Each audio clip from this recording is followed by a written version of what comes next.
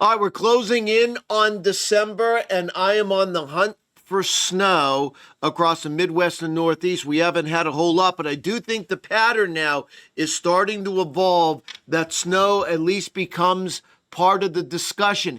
Beginning late this weekend, and as we head into early December, I want to give you some highlights here and some talking points here. Now, it's going to be turning colder from the lakes to the Northeast as we get into next weekend. This is after Thanksgiving. Now, as I always say, you've got two chances for snow when you have cold air, on the front end and on the back end. This is going to be on the front end that we're going to have the possibility for snow. And the area to watch is going to be New England. I don't believe it's New York City on south. Boston, perhaps. Not saying it's going to happen, but the potential is there for snow in New England next weekend. And then in early December, and this was actually highlighted by our long-range team, head by Paul Pasaluk and the crystal ball meteorologist Joan Lundberg. Early December, watch. Extensive cold. And with that, I think there's going to be opportunities for snow early December. Not in the mid-Atlantic. It's going to be across the northern plains heading into New England. I'll show you why. Now, yesterday, we were talking about the possibility of these two storms having the ability to produce snow. The one storm coming out of Texas, this one, and then our upper low coming across California. I thought was a chance.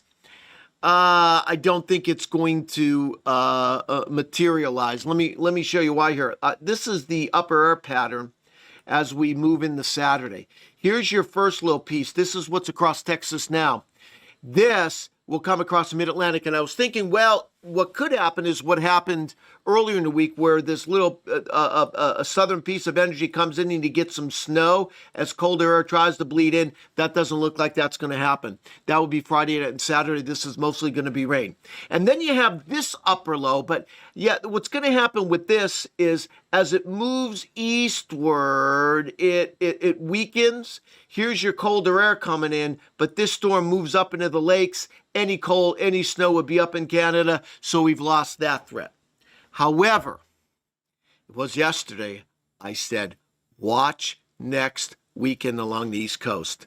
Watch next weekend along the East Coast. Let me show you why. Let me show you the upper air pattern. Watch what happens as we get into Friday. Look what's going on here. Let's stop this Friday morning. You've got colder air coming in behind our frontal boundary, and then you've got this big dip in the jet stream. So what it sets up like at the surface is this. You get this going on here at the surface. There's the ingredients.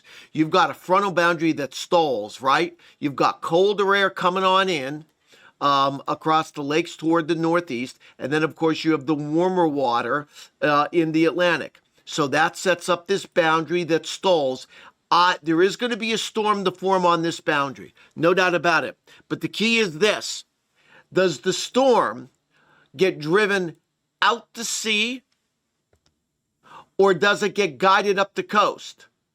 There is some evidence, and it was yesterday, that this would be driven out to sea and nothing happens. But I told you that there was a possibility, especially if this dip in the jet stream came a little farther south, there would be room for the storm to come up the coast. And if it would come up the coast, it's cold enough for snow across the Northeast. Is it the most likely scenario? No. But I'm telling you, there's a chance. Let's take a look at this. I've seen this pattern before in the past. So this is what's going on.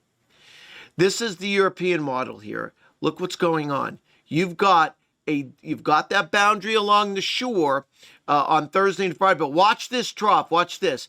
Dip it right here. Look at this. All of a sudden, you've got this energy.